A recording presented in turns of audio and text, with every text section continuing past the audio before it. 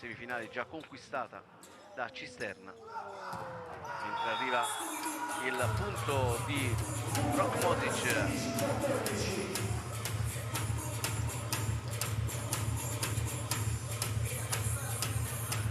Cisterna già in semifinale. Verona deve vincere e sperare in qualche risultato.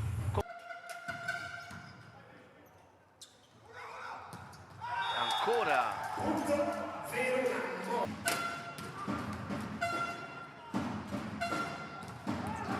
palla fuori, ma che paura per Verona.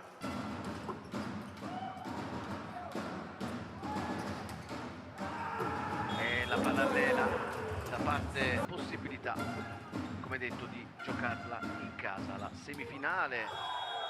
E adesso stiamo vedendo gesti tecnici niente male, pipe di Rinaldi, pipe di Mosic.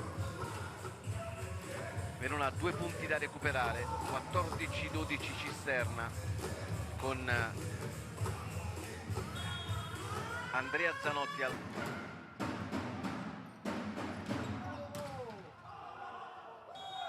e poi arriva l'attacco di Mosic.